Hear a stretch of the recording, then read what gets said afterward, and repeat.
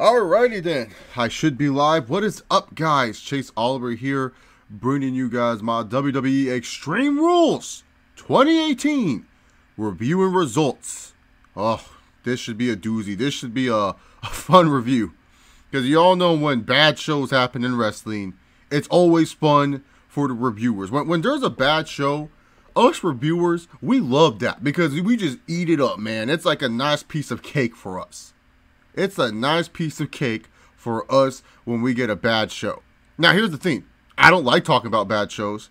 I wish I didn't have to talk about bad shows. I wish I didn't have to come on here and be like, oh, da, da, da, da. You know, but that's just where we're at right now. Like, the company is the one that's giving us this crap. They're the ones giving us this crap, and they're the ones that are just saying, hey, this is what we're doing. Extreme Rules 2018 sucked. Don't even try to sugarcoat it. Don't be like, oh, Chase, it was decent until this. No, when the best thing on your show, the best thing is my boy, Randall Keith Orton, coming back after he was supposedly having this magical knee injury that was going to take him 8 months to repair. But all of a sudden, he's back. He comes out, awkwardly stares at Shinsuke Nakamura, and Shinsuke awkwardly stares at him. And then he spreads Jeff Hardy's legs and dick kicks him. If that's considered the best thing that has happened on your show, that is not good. That is not a good thing. Everyone's going to say, well, Chase, what about this? What about that? Sure, there was certain things that were fine. There were certain things that sucked. But it doesn't matter. The best thing was Randy Orton coming out and dick kicking Jeff Hardy. like, come on, man. We're in 2018. If you would have told me when I was watching Royal Rumble 2008, Jeff Hardy, Randy Orton, standing on the rooftops, everybody sing your hearts out, watching that video package, and you'd be like, man, think about this. In 10 years, Randy Orton is going to come and dick kick Jeff Hardy when he's down. I would be like, what the hell are you talking about? But hey, that's what we got tonight. Let's break down this show, shall we? The pre-show. Now, I watch the pre-show now because I feel like it's my due diligence as a reviewer. I slightly pay attention to the pre-show. I don't really watch it in full. Andrade and Hunico had a good match. That's all I could really say. It was like what I expect from them out of TV match. It was fine. Andrade seems to be getting it. Too bad the company doesn't get him and doesn't understand how to really use him all that much. Hunico is one of the more underrated talents in professional wrestling. You can at me all day and I will defend that man. He is good. I don't know why the company just doesn't understand, hey, let's actually push this guy and do something with the Sin Cara mantle instead of doing nothing with him. The tables match, it was what it was. It's just, to me, I just look at that and I say, why do you have the New Day on the pre-show? They're one of your most over acts. They're an act that, you know, get majority positive thoughts from the IWC. Fans like them in the arena, but yet they're on the pre-show. And this match with Sanity, it was a fine match. You know, it was like standard table match. Did the same couple spots here and there, and then sometimes they over-spotted it. But other than that, it was fine. I enjoyed myself. I enjoyed myself. So it was what it was. So we get to that, where we have, you know, the tables match and El Sanity won. You should have already known that. And then we get to the main card. And the main card opened up with the right match. The B Team versus the Deleter of Worlds. You need to open up the show. It had to be the B Team and the Deleter of the Worlds. There was no other match that really felt like they should have opened up the show. And it had the result that everyone thought was going to happen, with the B Team ended up winning the tag team titles. Because WWE loves their goofy tag teams. This is like a trend in WWE. It's like, form a tag team. And I feel like other wrestlers, I don't know if they're watching this or if they ever watch this, but I feel like they should just form a tag team, be stupid goofy, and you'll get a push, and you'll most likely win the titles. It worked for Heath Slater and Rhino. It worked for the B Team. I don't see how it couldn't work for anyone else. But yeah, the B Team won, and what was a bleh opener. Like, this opener was just, like, it just felt like it was just bleh. And it felt like it went on forever. Like, it just was like, oh my God, can this match end? Like, I know the match wasn't, like, super long, but for me, I was just like, ugh. Constable Corbin versus Finn Balor. Yuck. We all know who won. Fuck Finn Balor. Match was whatever. Carmella and Asuka. Now, this match right here had a little bit of interest for me. I was like, okay, I can mess with this match. This seems like a decent ass match. But the thing is, man, when I think about this and I watch this match, I was saying, first of all, James Ellsworth, it was really obvious that he was hiding shit in his jacket because you could see that junk moving around. But it felt like they just told him, like, hey, get through this match. They literally did all their spots in like 3 minutes. The ending felt rushed. There didn't feel like a payoff to when Asuka got to kick the shit out of James Ellsworth. Like, I felt nothing. Like, I literally wasn't like, oh, I've been waiting to see Asuka beat the shit out of this guy. To me, I find it messed up, man, that James Ellsworth can get his ass kicked by Asuka, but he can't do anything in retaliation.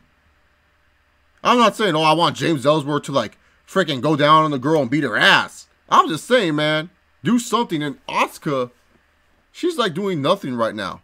She's honestly not doing anything right now for that company. They made her lose the winning streak.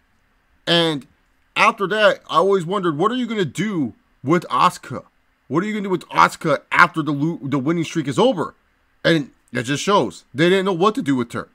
The lack of her not being able to speak English, they don't realize that it hurts her a little bit for them because WWE, they're so promo driven. It's not like NXT where you can get by on like, hey, I'm a good wrestler. In WWE, it can work for your character of, hey, I'm a good wrestler. But the problem is, there's so many, hey, I'm a good wrestler characters nowadays, and especially in the women's division, that if Asuka goes with the, hey, I'm a good wrestler gimmick, she steals like Becky Lynch's gimmick, she steals like Naomi's gimmick. You know, that's the thing. She's stealing too many people's gimmicks. Like, Asuka not being able to speak English hurts her really bad. And it's just because the main roster and the company just doesn't know what to do with her. And it's a sad fact. I wish Asuka could be doing so much better. She's a really good wrestler. It's just that, hey, I'm a good wrestler characters don't work nowadays in today's wrestling because we have so many, hey, I'm a good wrestler character. Sucks, but hey, it is what it is. Asuka is just stuck to being a jobber. Like, I just can't believe that, man. Like, she's losing to Carmella.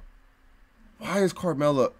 Like, look, Carmella's attractive, but why in the hell is she having such a long reign with the title? Like, ridiculous. Kevin Owens and Shinsuke and Jeff Hardy. I already talked about that. I felt this was the best scene on the show tonight. Like, it's what I wanted to see. Shinsuke goes and low blows Jeff Hardy. Like, duh, why didn't he do this for the world title? Would have made more sense. Jeff Hardy's a babyface that never gives up, so he's like, yeah, man, start the match anyways. Shinsuke takes advantage. I'm pissed off that a heel won in a heel-like way. Like, this is what you need to do. Like, this is simple shit. And then Randy Orton magically comes back and dick kicks Jeff Hardy?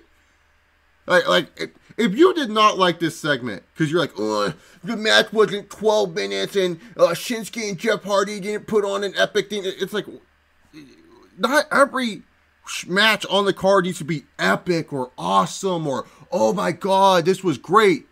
Sometimes I just need a match that tells a story. That's what I need. This match told a very simple story. It was shocking. It got the fans saying, whoa, what the hell happened? Good stuff. That's the stuff that I want to see. Kind of like in the way with the last match. Now, I didn't understand the gimmick of the next match, Care Bear and Kevin Owens. I looked at that match and I said I didn't like the gimmick for it because the whole point was Kevin Owens trying to run away from Care Bear. And people are going to be like, well, Chase, that's what the steel cage is for, so that way he can stay in the ring. I felt a Falls Count Anywhere match would have fit this bill so much better. And especially with the ending that they went with, I felt like they should have done a Falls Count Anywhere match. Because I really do hate this trend with WWE.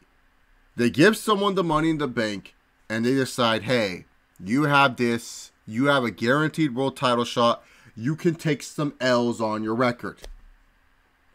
I don't care if Care Bear was like acting all badass to some people, which I don't think what he did is badass. He looked like a stupid idiot. Like, I'm going to throw you off the cage. Yeah, it was a cool bump. Yeah, I like that Kevin Owens won.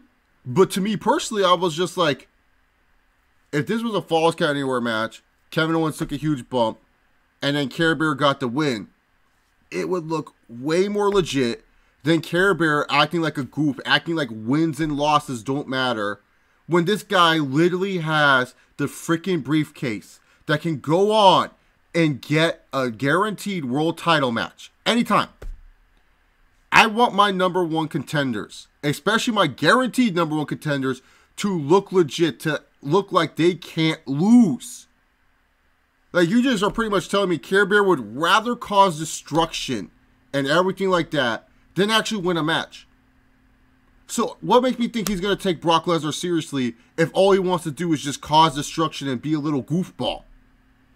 Care Bear is a walking cartoon character, and until fans wake up and realize that this guy fucking sucks, piece of shit, we're never going to have... we're screwed.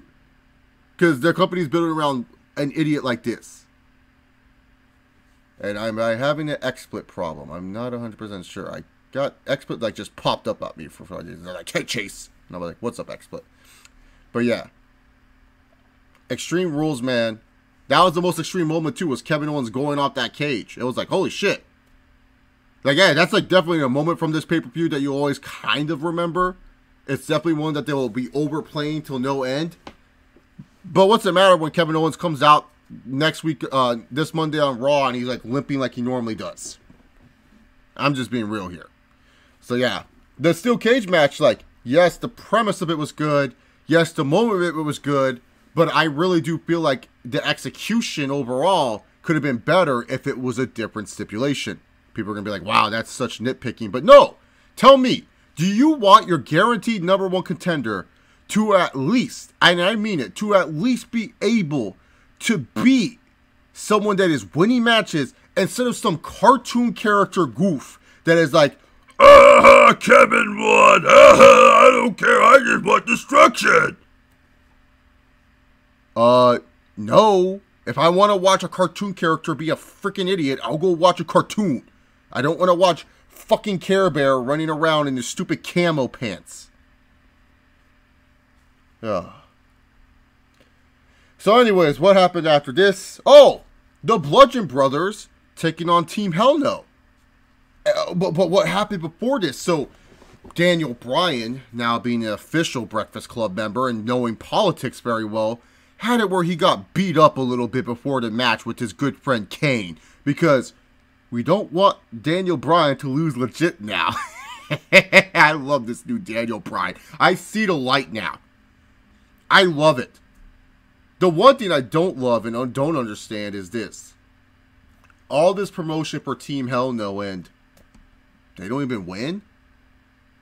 You let the Bludgeon Brothers, the Power Ranger villains, win? Like, look, I get it. Daniel Bryan did what was best for business. I'm not trashing the ending too bad, because Daniel Bryan was all like, hey, if I'm going to lose this fucking match, I'm getting beat up before the match. I'm not taking a clean loss to these jobbers. I respect that. I understand.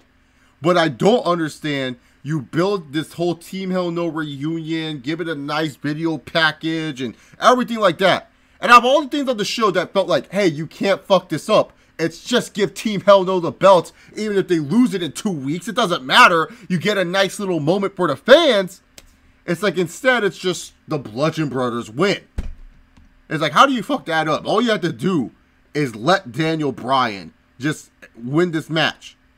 And that would have even been more Cena booking. But hey, Daniel Bryan, I see you. I understand where you're at, man. I understand. You, my friend, are smart now. You are saying, hey, screw that. I am not going to lose clean to these fools. Garbage Man sucks. Harper has potential, but he's with Garbage Man, so right now he sucks. I am getting beat up by these idiots and your little squeaky hammer, and then afterwards, I'll take the pin. But at least let me look like a badass for a little bit. Like, I'm loving this new Daniel Bryan. This is like what I want to see. When you talk about protecting your main event stars and all these main eventers and stuff like that, like when you talk about protecting your main event guys and making main event guys look legit, that's how you do it. Daniel Bryan knows what's up. And all these fans, Daniel Bryan re-signed with WWE. He can't go to New Japan or Ring of Honor. Ah, fuck you. You think he could get away with great politics like this in Ring of Honor and New Japan? Those two companies wouldn't even know what to do with Daniel Bryan. Why would Daniel Bryan, who gets paid to be on a shitty reality TV show, gets paid to freaking barely wrestle, gets paid to not job out to jobbers, more money than he would than having a 5-star epic 46-minute match with Kenny Omega, he should stay in WWE. He did the right decision. And everyone's like, well, when they don't want to clear him again, oh, no. You forget, this is the new Daniel Bryan. Not the old bitch Daniel Bryan that didn't understand politics. Brother-in-law Cena has helped him out. And brother-in-law Cena hooked him up with his agent. And brother-in-law Cena, if he feels like there's a problem with Daniel Bryan and Daniel Bryan needs help, he is going to freaking do his little jort run to Vince and say, hey, Vince, I heard that you're having issues with Daniel. And Daniel's been telling me that something's been going on. So why don't we talk about it? And Vince, knowing his love for Cena, is going to listen to his boy John. And John and Vince will help Daniel Bryan. So it doesn't matter. All you fans that are so worried and mad that Daniel Bryan did not re-sign with the WWE, you're stupid. Daniel Bryan is doing the right thing for his career. And y'all wrestling fans should be happy, because what was better off for him? A guy getting paid a lot more money to do a lot less, or a guy going out there wrestling every fucking weekend, doing ROH shows that he probably doesn't want to do, having 40-minute matches with Chuck Taylor and all these other ROH alum like Silas Young or something?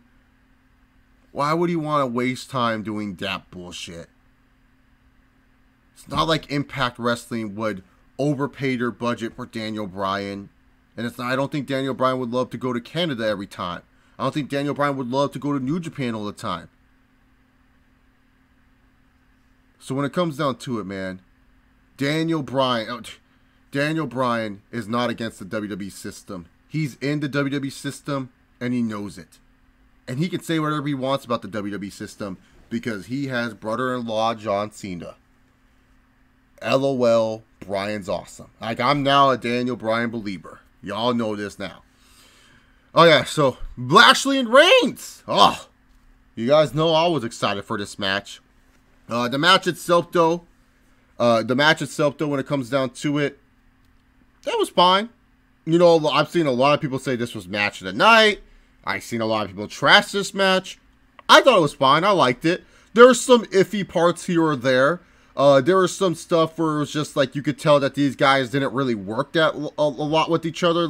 I always, before a pay-per-view, I don't know if any other wrestling YouTuber does this or any other wrestling fans do this, I check the live house shows. And the reason why I check the house shows is because you can tell if these people have been working a lot with each other, because the house shows ultimately lead to what you'll see on the pay-per-views and stuff like that. That's why some people, when it's just like, hey, I'm not going to watch a pay-per-view, or I'm not going to go to the pay-per-view live, I'm just going to go to the house show, because the house show kind of gives you an idea. But it was a fine match. Like, it was good. Like, I'm not saying, oh, worst match I've ever seen, but you can tell, like, that these guys barely touched each other. Like, there was not a lot of smoothness or crispness that I normally see out of these two men. Like, these two men normally put on a crisp match, but it felt like they were a little hesitant with each other. Didn't know if, like, Lashley felt like he could lift Reigns at certain points, or if Reigns could lift Lashley. Like, that's how I felt with the match. But overall, it was a fine matchup between these two guys. I had that big fight feel with it. Reigns was doing the scene, and I was thinking, when I saw that this match was mid-carding and not main eventing, I was saying to myself, Lashley's going to win. Because no way Reigns is losing in the main event.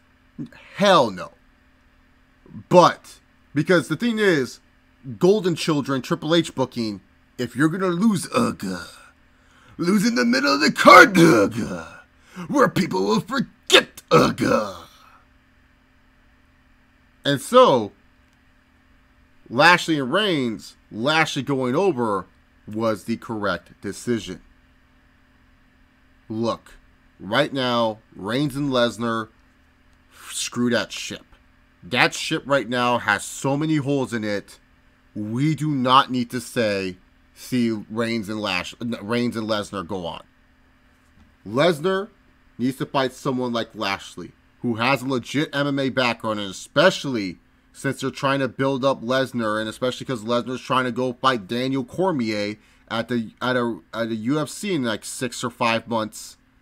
You need to have Lesnar fight a legit UFC guy. Him fighting Reigns is not going to do anything. It ain't going to do anything whatsoever if he freaking fights Lesnar again. I'm someone that is a Reigns believer. I'm a Reigns fan. Y'all know this. I'm not saying move on from Reigns, but you got to find something else. There's so many other matches that you can do with Reigns at SummerSlam. You can have it. There's so many options, and people don't believe it. You can have it where you pay Goldberg a shit ton of money and you say, hey, Bill, come out and have Reigns and do a quick match with Reigns. You can have it where Reigns feuds with Ambrose. That's always a possibility. Or maybe Reigns goes into the Seth Rollins feud and feuds with Dolph Ziggler and Drew McIntyre. Or maybe he feuds with just McIntyre. You can have Reigns go on and feud with Care Bear, where Care Bear probably tries to cash in tomorrow night onto Brock Lesnar, but Reigns costs him and says, if anyone's going to beat Brock Lesnar, it's going to be in a fair fight, and it's because I'm the big dog, and you can't cash in my yard, or something like that, you know? So that's what you can do with Roman Reigns. Reigns and Taker too, I guess you can do.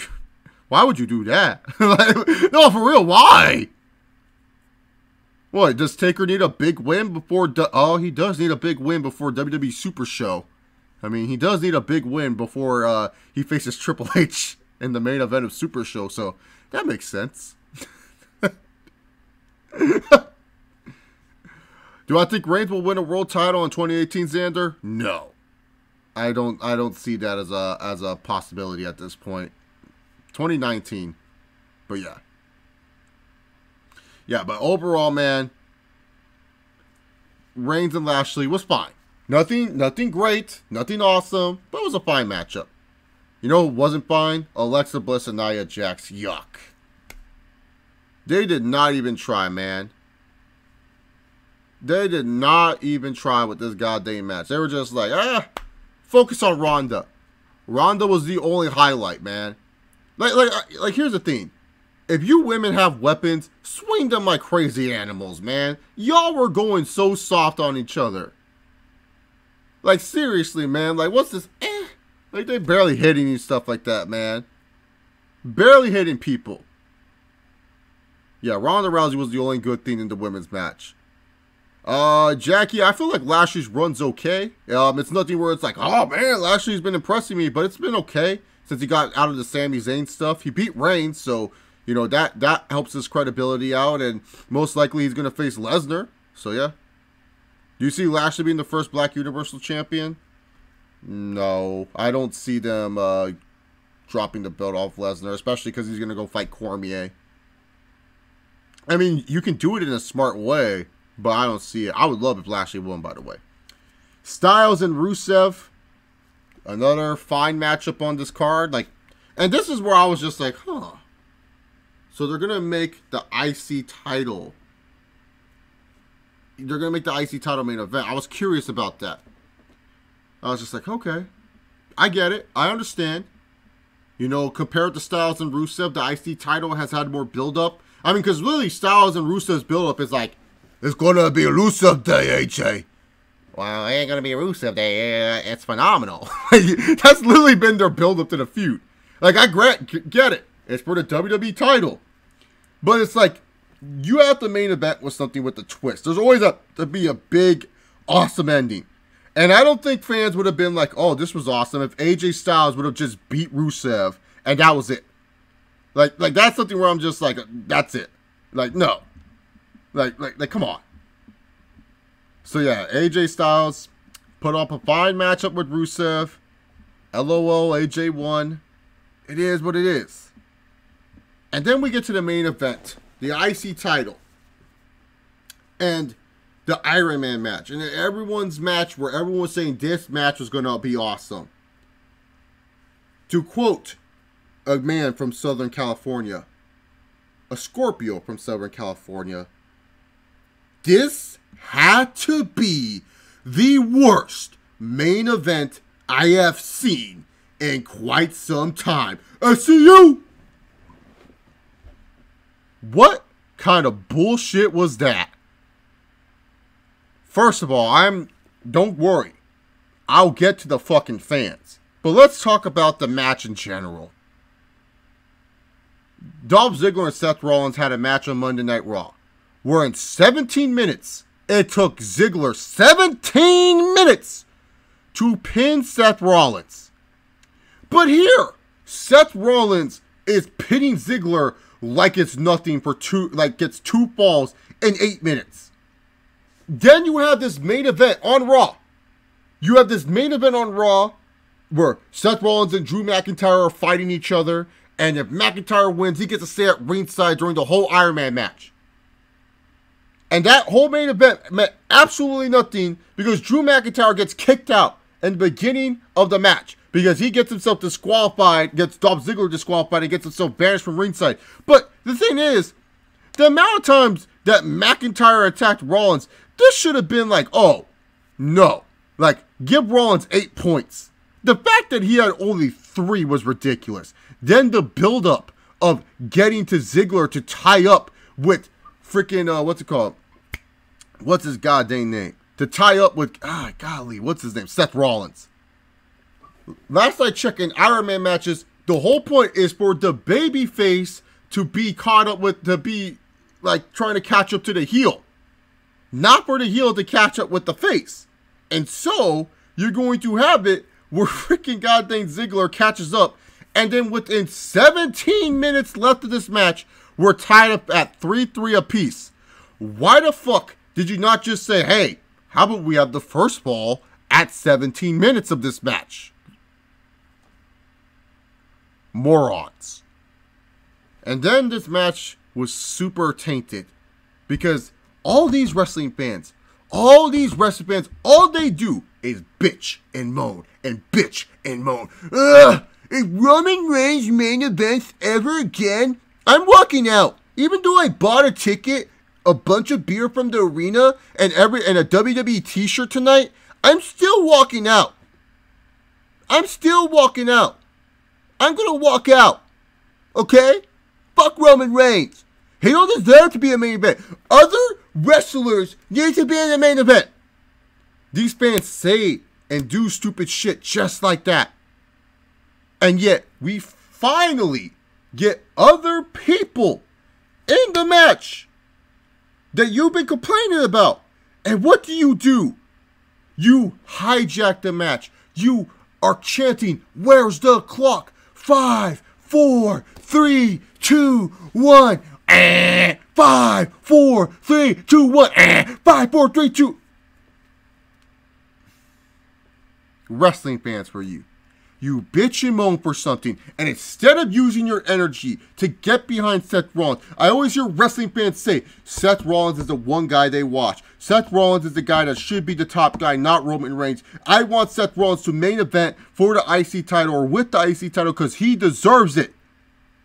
And he has earned that right to be a main event guy. He has earned the right to to defend that IC title in the main event. I am not denying that. And I get it, yes, the match wasn't good. But even then, you can take a fucking subpar match and make it good with a good crowd.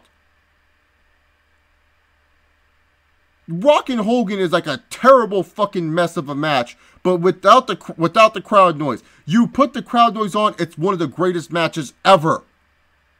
You're going to take this somewhat subpar Iron Man match and make it awesome. Hell, one of my personal favorite matches I've been to live was Cena versus Reigns. And I rewatched that match. Technically speaking, that match is nothing special. But the crowd in LA, we were hot for that match. I was there live. I was hot for that match. That match was awesome because of the crowd. So, as a crowd, you could use your energy use your energy and cheer for fucking Seth Rollins. Get behind Rollins. But instead, y'all focus on a clock. Y'all sitting there making other noises that don't fucking matter. And y'all ain't helping Seth Rollins. And yet, all I hear from people is that Seth Rollins is so over and so great. And he can do whatever the fuck he wants. He's the real top guy. And the fans didn't give a shit. This is why when I hear other wrestling fans try to tell me, this guy should be the guy, this guy should be the guy, I feel like he should be the guy. There's a reason why you're sitting there and Vince is sitting in his chair with his money, money, money, money. Because Vince knows what he's doing. You, as a wrestling fan, don't know what you're doing. You don't know what you want. If I was there live, I would be sitting there cheering my ass off for Seth Rollins. Because people don't realize this. When I go to shows, all I do is I cheer for my favorites. I boo heels if they do something dastardly. And I try to get behind my favorites and enjoy them. But yet these fans, what they would rather do is watch a stupid clock and prove people like me right when I say you don't know what you're talking about when you say this person is the guy. Because if Seth Rollins was really a guy and Seth Rollins was someone that is bigger than Roman Reigns and a real big dog, he would have made the crowd been chanting, burn it down the whole match. We wouldn't have to be hearing Royal Rumble clock noises. Seth Rollins would have gone to fans to be like, let's go Rollins, Ziggler sucks. They would have been able to, he would have been able to turn that crowd. But he didn't. He didn't. Wrestling fans don't know what they want.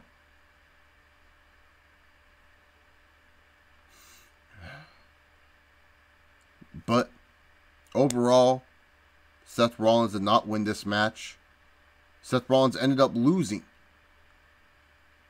And I was saying, okay, maybe Dean Ambrose will come back tonight. And nope. The show just ended. The match structure at the end of Extreme Rules was the worst match structure I've ever seen. How in the hell do you not know how to structure a card? You guys been doing this for years.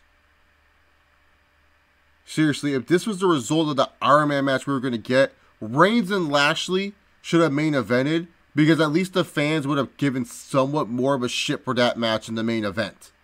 I feel like since it didn't main event, the fans didn't really care about the match so much. They were just sitting there and they're just like, oh, okay, it's not main eventing, so I have nothing to be pissed about. Overall, Extreme Rules 2018 was a bad show.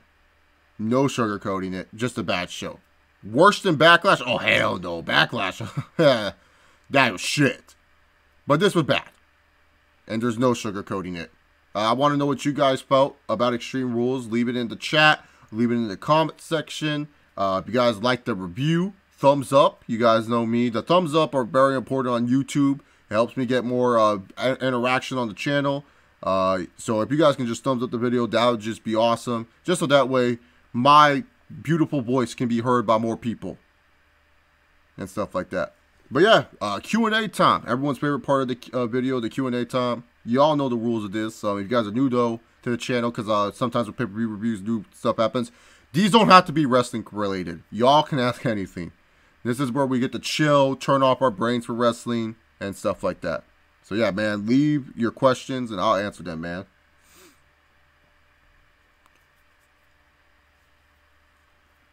Thanks, the artist formerly known as Batman. Bruce Lee. That's cool that your real name's Bruce Lee. But you probably got so many jokes back in the day on your name. I bet. Like, so many, like, water jokes. Well, let me tell you something, brother. You can never keep a good Hulkster down, dude. I love it. Like, Hulk Hogan's back in the Hall of Fame. Obviously, there's still some people that haven't forgive Hulk Hogan, but that's just up to you. Like, that's just up to you. If you forgive Hulk Hogan, that's great. Like to me personally, what Hulk Hogan said was wrong. What Hulk Hogan said was not professional. and it was fucked up. But the thing is, we have more fucked up people in the Hall of Fame, like Jimmy Snuka, Donald Trump. Like, come on. We're going to take Hulk Hogan out because he said some stupid shit. Let's be real now. Thoughts on New Japan Pro Wrestling's ROH special at Madison Square Garden? Good. I like it. It's like something positive for wrestling. You know, Madison Square Garden is the world's most famous arena. And most likely, they're not going to be actually in MSG. They're going to be in the theater that's by MSG. But that's fine, too. That's still MSG. That's still a good 1,000 people showing up. I mean, if they got the actual arena, that's even better. But even though they're doing some good moves, that's something that, like, you know, one of the main attractions for a lot of WWE is that, hey, you get to compete in the Garden. A lot of other companies don't have the right to compete in the Garden because Vince has a partnership with the Garden and a long-lasting friendship. But this was something that they said, hey, we have to keep, we're trying something different. So, yeah, I like it. I'm good with that. Why is WWE so bad at structuring 4-hour pay-per-views? I don't know, man. Sometimes they go on too long. Sometimes they go on too short. I don't know. Most anticipated film in 2018. Ooh. The only... There's not really many other films I'm like hyped for. When I worked at the movie theater, I could tell you because I knew everything that was coming out. Now I don't work at a movie theater anymore, so I can't really tell you. I just kind of like see commercials for movies, or I kind of see like posters, and I go like, oh, I want to see that movie. I guess Venom. Venom's like my most anticipated film. I don't think it's everyone else's. I don't even know what's the big December movie this year. Like, is it a Star Wars movie? They always come out with one at least. Comparing the last years of WWE today to the last 3 of the last 10 years, which are better, 06, 07, and 08 versus 16, 17, and 8. Oh, dude, 06, 07, 08 all day. Those are way better than this junk. This junk is terrible. No, I would never want to sit through 2016 again. 2016 was trash. 2017 was a tad bit better pay-per-view wise, but the Raws and SmackDowns were terrible. But pay-per-view wise, 2017 wasn't too bad. 2018, man, right now it's like the weekly shows are bad. The pay-per-views are mostly bad. Like that's the thing. Like, Money in the Bank is the last pay-per-view where it's like, oh yeah, that was enjoyable. But that was just a good pay-per-view. Not even like a great pay-per-view or something like that. Royal Rumble was okay this year. I don't know. Like, to me personally, 06, 07, 08, way better than these last 3 years. Who do I think is winning the G1? Naito! I think Tetsuya Naito is going to win and face Omega. Naito and Omega, in New Japan standards, are the 2 most popular wrestlers in New Japan right now, if you don't count Tanahashi. But I don't think Tanahashi is winning. But yeah, I think Naito's going to win the G1. I gotta catch up. I know I saw the disaster that was Jay White and Okada. So yeah. Thoughts on Incredibles 2? I still have not seen Incredibles 2. I always feel bad that I haven't seen it, but it's just more of a time thing. Like it just doesn't fit in my time schedule. It'll be like, oh yeah, I'm gonna go see Incredibles today, and it's just like nothing will pop up where it's like, oh yeah, I can make this time. So yeah. Karate jokes, yeah, man. I bet you, dude. Like I've known so many people that like have like names of famous like that, like that will have names that are like famous and stuff like that. It'll be like, man, that must be weird, dude.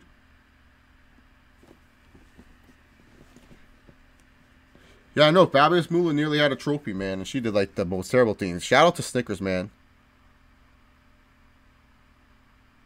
Dude, the crowd will never be dead silent for the Hulkster Dan Bones. You know, when he comes back, man, it's gonna be like, oh.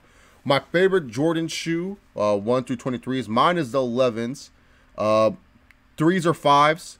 5 is probably my favorite Jordan shoe. The Jordan 5s are probably my favorite shoes, especially the highs, because I can only wear the highs for Jordans. I can't really do lows because my feet are not my feet are wide, so like it sucks for me. But you know, the only Jordans that I can wear that are not actual like through Jordan's actual numbers, I can wear. Like the Westbrooks. The Westbrooks are very wide for whatever reason, so I like that. So I can wear like the Why Nots and stuff like that. And then I can also wear Paul George's, like the Nikes and stuff like that. I wish I could wear some LeBrons and Kyries and shit like that, but I can't wear any of those. But yeah, my Jordan 3s or Jordan 5s are like my favorite. Jordan 1, it's also kind of like a safe bet, a high Jordan 1. That's always nice to wear. But I always go with the Jordan 3 or Jordan 5. And even the Jordan boots are nice too, man. Your thoughts on Jay White defeating your boy Okada on night 1 of G1? What? Like, JC, what kind of, like, blasphemy are you speaking? Like, I think we were watching the different team. I saw Okada, you know, was playing with his balloon. And then Jay White came. And Okada was just like, fuck it. I would rather play with my balloon than wrestle you because you suck. And that's what I saw. So, like, I just saw Okada just, like, forfeit because he thought a balloon was more interesting than Jay White. So, yeah. Have you seen Cardi B memes all over social media? What the fuck? What is Cardi B up to? I like her music, but no, I have not seen the Cardi B memes. Favorite ice cream? Oh, I'm a sucker, man, for, like, cookie dough ice cream. Like, oh, I don't know why, man. It's something about, like, the cookie chips in there or something. Like, especially when it's, like, ones with, like, the big chunks. Oh, I'm such a sucker for that, dude. When was the Batman name retired? I don't know. You gotta ask Bruce Lee that. I don't know when Batman name was retired. He said that he was just taking a break from being Batman for a while. Xander asks, do you think the B team will defend the tag titles in a triple threat between the Leader of the Worlds and AOP? I think, honestly, this would be the best chance, Xander, to finally have the tag team titles defended at the Hardy compound. And maybe you can have the AOP crash it, and that'd be kind of cool too. But I feel like definitely you should take the opportunity to have the B team defend. I just think it'd be so funny. I think Bo Dallas and Curtis Axel will have the comedic tones for it. I feel like that's like the best thing. And then Matt Hardy will have to go through another phase. And then like you could have Bo Dallas going through a leak of reincarnation and he comes back as like the Believe Bo Dallas. Or maybe you have Bo Dallas come back as pretty much like Bo Dallas when he first debuted. Or maybe you have Curtis Axel come out. He's wearing a backwards hat and he's Michael McGillicuddy again. So who knows? But yeah, I feel like that's like the best route is do a Hardy compound. Because we need more Hardy compound stuff, man. Do you think Reigns is working as the heel in this match tonight? He wasn't really doing a lot of heelish stuff. Like, Lashley was definitely more heely than Reigns. I feel Reigns was, like, acting a little bit more cockier in this match for sure, Kadeem, but not really working so much as heel. Yeah, Draven, I think they're giving Okada a depression gimmick, which is, like, you know, like, I don't know.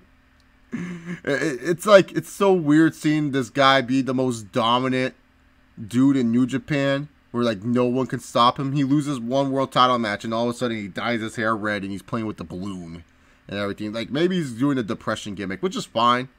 It'll be different. I mean, I can understand, man. You were someone that thought you were so untouchable and then all of a sudden someone comes out of nowhere, rocks your bell, and then boom, that's what you get. So, yeah. Thoughts on the World Cup as a whole. This World Cup was one of the better World Cups I personally seen. I felt Russia kind of held it back a little bit because of the time zone. So, I felt a lot of people didn't get to check out some of the magic of this World Cup. And sometimes what makes football or soccer one of the fun sports to actually watch when this time of year comes. Shout out to France. Pogba is now trying to enter his name into superstardom. Will he reach the Neymar, Ronaldo, and Messi type of names? We'll see. He's a young kid. He's only 25, about to become 26. He's a very talented young player, so, you know, good for him. And help leading France to the thing. I felt France was a really good team, much deserving. They beat a really tough Croatian team that just had so many mistakes in that World Cup. But ultimately, so many good games, so many fun matchups. I enjoyed this World Cup. It was one of the better ones. I just felt like the times were really bad for it. Like who's waking up like no one's, people are at work, people have to wake up like super early for it. It's like bad. What do you think of the new Halloween or Transformers? Oh, Halloween, look, actually, that's another film that I didn't think of off the top of my head. That one looks interesting. Transformers, I don't even know what the hell they're trying to do with that one. The last one was so bad. So that was so bad, man. I haven't seen anything. Oh, the Bumblebee. That's not Transformers. That's Bumblebee. That's different. Bumblebee looks like The Shape of Water, but with robots. And I don't know how they're going to do this whole time thing. It's going to be weird. But hey. Yeah, Midlife Crisis Auto, man. Alright, let's go. No, it was fine. Jay White and Okada was fine. It was probably one of his better matches I've seen from him. I just don't like Jay White. I just think he sucks. Like, there's a difference. Okay, let's see. God dang, dude. I missed a lot of questions. I feel bad. All right, let's go. Why WWE does treat Madison Garden treat side chick like a side chick? Because Madison Square Garden upped the rent for WWE and WWE's pissed. Just like any other girl that you know, up some certain value about her. You're pissed about it and you don't want to see her so much, so she is a side chick. Pretty much. So yeah, that's why. Jones made DC cry on Kane's shoulder at 182. Made him cry in the middle of the Octagon 214. How can anyone say that he's above Jones after that? Steroids, I guess. No, John Jones is a GOAT. I don't care what it says. One of the greatest of all time. Well, Silva's my GOAT, but yeah. Thoughts on the Brooklyn Nets having 2 draft picks and cap space to sign 2 max players. Some exciting stuff, but will it happen? Because, see, the thing is, unlike the other team in New York, the Knicks have had a terrible history for like the last 20 years. Like for real, the Knicks' history in the last 20 years is absolutely terrible. But the thing is, it's still the Knickerbockers. It's still the Knicks. You know, it's still in the heart of New York. It's Madison Square Garden. It's one of the best arenas, one of the best basketball cities of the world. They have history and lineage and tradition. That's why the Lakers always get the free agents that the Clippers can't. Yeah, they're in the same area, still Los Angeles, but people want to be a Laker. They don't want to be a Clipper. And that's the same thing. Yes, Brooklyn's on the up. Brooklyn has become a nice area. The Nets have like a nice branding of basketball. But they just don't have the tradition. They just don't have the oomph that a New York Knicks has. The Nets' history is not that. And the sad part is, too, the Nets have had more of a successful history in the last 20 years than the freaking Knicks. They've made 2 finals in the last 20 years compared to the Knicks, who, as soon as coming up, they've only made 1. The Nets have had a more success rate in the last 20 years than the Knicks when it comes to playoffs and everything like that. And yet, people will still choose the Knicks more. It's exciting for a Brooklyn Nets fan. I wish the Nets nothing but luck. But you got to wait and see if teams will actually sign that max contract. Because, sure, they may have that type of room to sign 2 max players. But those max players won't be named Kawhi Leonard, Kyrie Irving, or Jimmy Butler. They could be named some other players that aren't that good. Or at that level. So, yeah. Hogan should come back and feud with Jinder Mahal and ISIS. I thought they were going to do like a Jinder Mahal and Hulk Hogan segment. I was down with that. I was going to be like, yeah, Hulkster's going to be all like, you know what, brother? How about you namaste this? 3 right hands and a big boot, dude. Yeah, people care about Reigns. No matter what you say about his match. People care about it, man. Have you ever watched shows which aired on NBC, such as Cheers, Frasier, Seinfeld, The Office, or Parks and Recreations? I used to watch Cheers, not on NBC. Reruns of Cheers on Spike TV. Frasier, on and off. Like, I've seen it. Seinfeld, of course. Like, Seinfeld's one of the more popular ones that everyone's seen in their lifetime. Like, I have never met a human being that hasn't really, like, seen an episode or heard of Seinfeld. The Office is one of those shows where it's like, I always hear people, hey, Chase, you should watch it. But I never got a chance to watch it. And Parks and Rec, I love Parks and Rec. It's funny as hell. Let's see. Juice Robinson versus Jay White was a good match at G1 Special because Juice carried his driver ass. Yeah, and Juice didn't try to kill JR. Do you feel UFC is becoming like a bootleg WWE with a little bit of attitude? UFC has always been a bootleg WWE. The reason why UFC got over was pretending and acting like they're the WWE and targeting the audience members that WWE was no longer targeting anymore. UFC is always and will be a bootleg WWE when it comes to promotion. Because here's the thing. Yes, it's real. And that's the only thing that you have against the WWE is that their matches aren't scripted. But the thing is this, man. Sometimes you can promote a fight and then it sucks. Derek Lewis, Francis Ngannou. Look at that shit.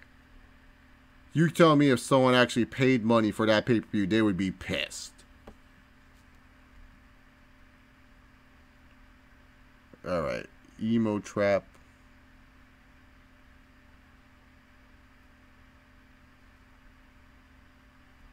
Man, we're talking about mumble rap, man. Hey, should you plan on watching and review Slammiversary on Sunday? Yeah, I'm gonna watch and review Slammiversary on Sunday. Of course, I have Sundays off, so that's a show that I've been interested in watching. Like, I can't review Impact Weekly because it's just Thursday nights. I get busy. My mom likes watching movies, and so it's just like Thursday nights when the new movies sometimes come out. And then, like, you know, I just go to the movie theater with her, or, like, you know, I like to take that day to kind of do shit for myself. So, like, Thursdays are, like, one of my few days off and stuff like that. Like, I still watch Impact. Like, I catch it weekly. It's been very solid Impact. Like, my only thing is, like, they love their edgelord characters. I don't know why they love these dark, edgy characters all the fucking time. But other than that, yeah, no, Impact has been really good as of late. Very solid shows and stuff. So, you know, I trust that Slammiversary could be a very solid show. I'm not going to say great. I always like to keep shows that solid. But they do great, yeah. Did you hear Conor McGregor and Khabib were at the World Cup simultaneously? I love how Putin inviting Conor McGregor. How fucked up is that? You have Khabib as the freaking world champion. And he's Russia's world champion. And freaking your owner, your what's it called? Your president invited McGregor, man. That shows how big McGregor is. Favorite game console? I'm going to answer this two different ways, because there's a favorite game console currently, and then there's a favorite game console of all time. Favorite game console currently, right now the Switch doesn't really have any games that I want to play. I already beat Mario and Zelda. Great games. But the Switch would have to be my favorite console, because whenever there's a game on there that I haven't played, I just love that thing, man. Like, I just play it. So the Switch is my favorite game console currently. Favorite game console of all time is the Xbox 360. Like, 360 hands down. Like, 360 and PS2 are close, but I have so many great memories with the Xbox 360. In 4 years' time, the time zone's going to suck, but in 8 years, when the World Cup is in the United States, the most people will see the World Cup because of favorable time zones. Well, for us in the United States. Wolves fan, but a Warrior t-shirt explained. My mom works for Realtors.com, so she just gives me she gets Realtors.com sponsors the Warriors, and so she has all these t-shirts, and so I wear them because they're nice and they're comfortable. If you think about it, the Warriors are the Timberwolves done right. We wanted Klay Thompson. No, I just like the t-shirt. I have other team t-shirts too. You know, I have Lakers shirts. I have other team t-shirts.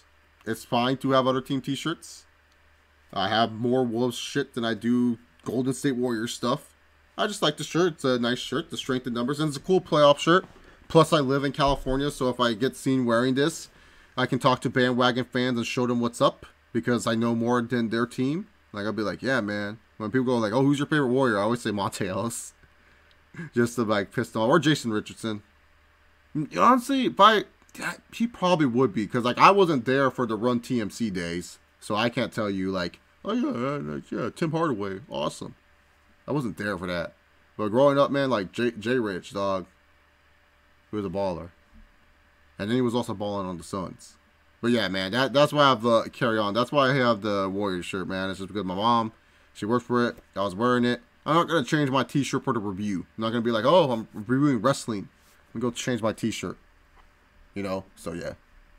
Isn't Cena in Bumblebee? Yeah, he has like a small role, I think. I don't know. They say he has a big role, but it seems like he has a small role. Like, they're focusing more on that little chick from Pitch Perfect 2 than Cena.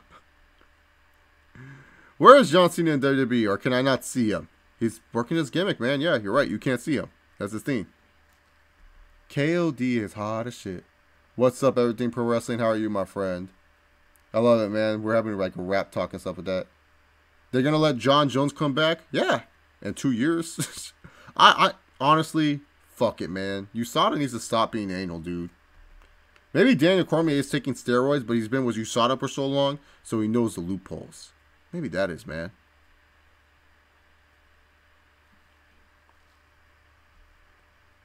Hey, Chase, any video games coming out that you're looking forward to? Yeah, Draven. A lot, actually. This year, I'm super excited for a lot of games. You know, Spider-Man on the PS4 looks absolutely awesome. I don't think that's a game where I'm like, hey, I gotta get this right away, because I'm waiting to save to get my PS4 when Kingdom Hearts comes out, and then maybe I'll get Spider-Man on the side. But yeah, Spider-Man is definitely a game I'm looking forward to. Insomniac has made it, so you know it's going to be a fun game. You know they got the ideas right with Spider-Man, so it's going to be great. Especially after what they did with Sunset Overdrive. It's like, man, dude, if you play Sunset Overdrive, it's like, man, dude, this game right here is going to be awesome. This PS4 Spider-Man. So yeah, Spyro Reignited trailer, the Reignited trilogy, that looks absolutely cool and gorgeous. So I cannot wait to see that. Pokemon Let's Go, Let's Go Pikachu, Let's Go Eevee, whichever the fuck one you want to say. That looks freaking tight. I can't wait to play that game. Anthem, and now yes, it's EA. It's the guys who made Mass Effect Andromeda. You know, it's something where we have to be aware of, and I get that. But that game looks beautiful, and it looks like one of those games where I'm really excited for when that comes out. There's a bunch of other Halo, I think, is coming out this year, right? If it's not, then I'm wrong. But yeah, those are some games I'm looking forward to. Kingdom Hearts, obviously, but that's in January. Fingers crossed it's in January. Red Dead. Oh, can't forget about Red Dead. Red Dead's going to be sick. But Red Dead's one of the games. Like, I'm more of a GTA guy than a Red Dead guy. Red Dead's one of those games that I'm definitely, like, going to get. But I don't think I'm going to get it right away. Because, like, I'm more excited for, like, my kiddie games, man. Like, plus this semester of college is going to be one of my harder semesters. So this is something where I'm like, okay, I gotta prioritize, like, because when I play video games for the semester, I always choose games that I know it's like, okay, I don't have to dedicate a lot of time in. You know, GTA, I could play GTA a lot because that semester of college was easy as hell. But yeah, when it comes to Red Dead, I would love it where it's just like my spring semester and I have more free time to just sit back and play that game. So yeah. But yeah, those are games that I'm excited for this year. But, you know, like other games and stuff like that, it's just, you know, I'm going to play them eventually. It's just more of like, I have to wait. Once I kind of learned how to do my, what's it called? So yeah. Yeah. Am I the only one who thinks Brock can destroy DC? No, damn bones, I made a video why Brock could beat DC. I think it's so possible. Chase, why do fans get upset at the term sports entertainment? I don't know. That is such a great... That's like a topic video in itself, Degenerate Chargon. I might have to do that as a topic video one day. Because that's a great question. Why is it that fans get mad at the term sports entertainment? Because that's what it is with wrestling. It's sports entertainment.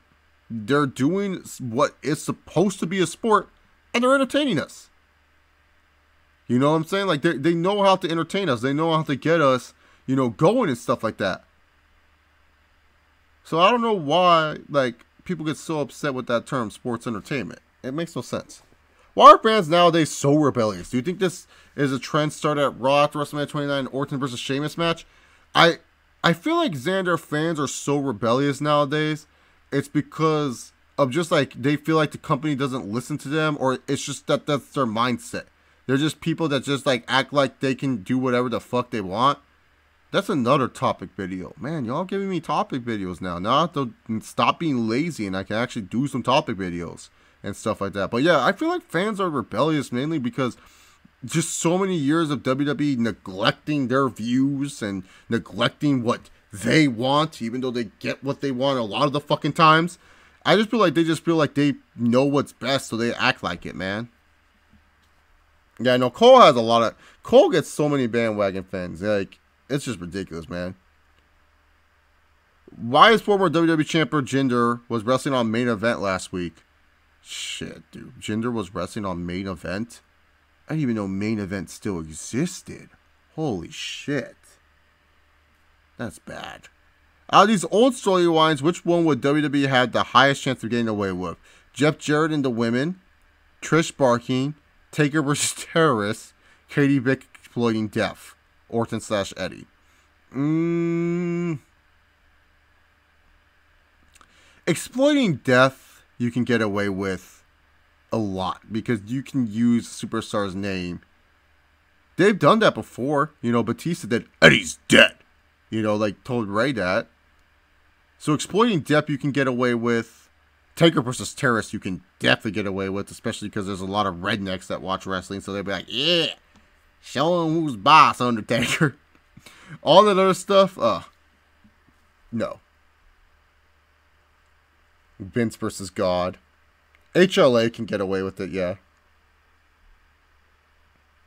Who thinks having the worst NBA? Who do I think is having the worst NBA offseason so far?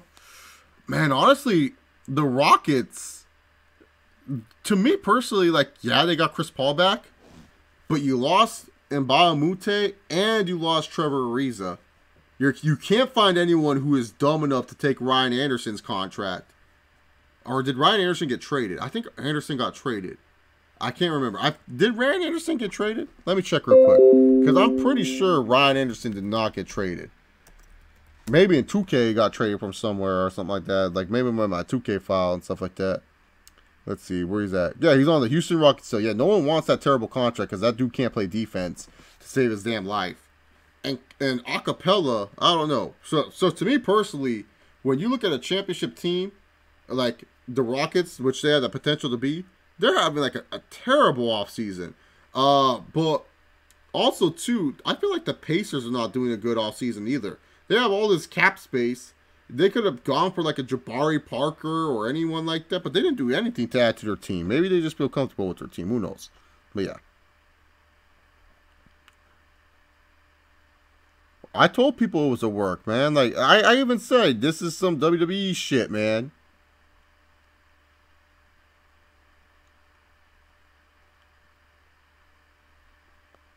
Yeah, Dan Bones, I've been, like DC said that, oh, I know how, I've done USADA for years, blah, blah, blah, blah, blah. It's like, yeah, you must know people too. Maybe you fucking handing them different piss tests. How about that, man? Thoughts on the Bucks letting Jabari Parker walk for free in free agency? What else were they going to do with that terrible cap? Like, look, Jabari's a great player. He's someone that meshes pretty well with what you want to do with Giannis. But the cap that they had was terrible. They just realized that, hey, Jabari needs the ball.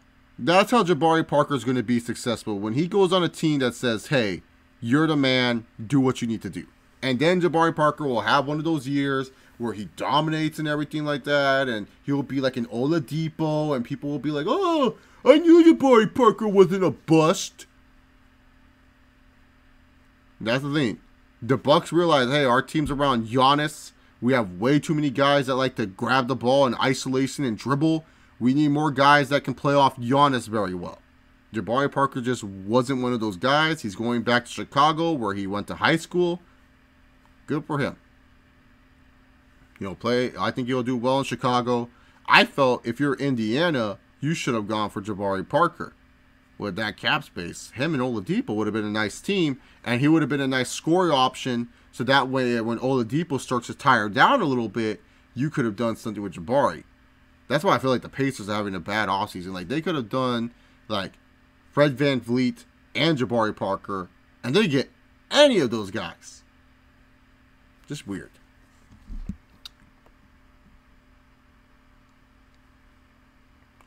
I don't know yet. It looks like it has that potential, the new Spider-Man game, to match Spider-Man 2. But yeah. Thoughts on Smash Bros. Infinite? It looks fun. You know, they have some stuff that like all the Smash people like. But to me personally, I'm just like, it looks fun. I'll play it. Chase says, ROH New Japan Pro Wrestling a good alternative casual fans? No, I would say like Impact or more Lucha Underground, honestly, is a good alternative for casual fans, because ROH and New Japan Pro Wrestling, they just have long matches as well. And if you're someone that's just like tired of like what you see from WWE, what makes you think you go to ROH and feel like it's anything fucking different? I don't think they're good alternatives. And plus, they don't have good accessibility unlike the other products like Impact. It's on a channel. It's easy to access. Same with Lucha Underground. Not everyone has a channel, but it's still easy to access, so yeah. Sony animated Spider-Man movie trailers. Oh, is that like the Spider-Man Time movie? I think that's what you're talking about, right? That looks okay. It doesn't look like anything too special, man. Yeah, dude. College, man. Ugh. Can't wait to be done with that shit, man. Yeah, man. Super Showdown in Saudi Arabia got WWE, man.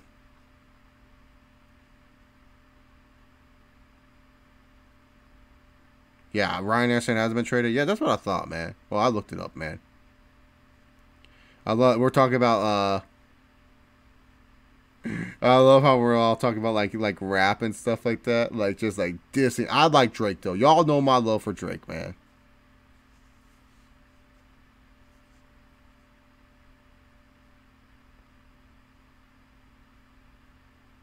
Do you think we're going to see a heated tension between LeBron James and Lonzo Ball when the season starts? That's more like a mid-season theme, Blue Knight. I think that's a mid-season theme for sure. Who do you miss more, Dean Ambrose or the Bunny? The Bunny. Because at least that shit gave me rants to talk about. Thoughts on Su Yung? Good talent, but she bleeds in with a lot of the dark edgelord characters that Impact has way too many of. They just do. Sorry. Stop with these darky edgelord characters. It will work. Trust me, you don't have to always be with dark edgelord characters. You can just have regular characters. It's not hard. We don't need every character to be dark and edgy. Yeah, the new Drake album was a mixed bag. There was some stuff that you liked, and then there's some stuff where it's like,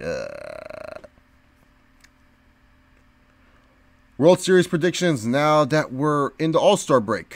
From the NL. The NL is so fucking... My AL predictions, the Indians right now. I feel like the Indians, I think they finally figured their shit out, man. And my personal opinion. The NL, though, freaking A. That's just such an interesting...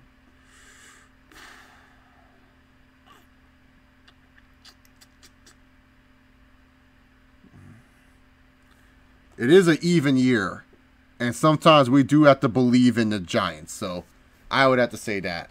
And then one last question. Thoughts on Shady McCoy?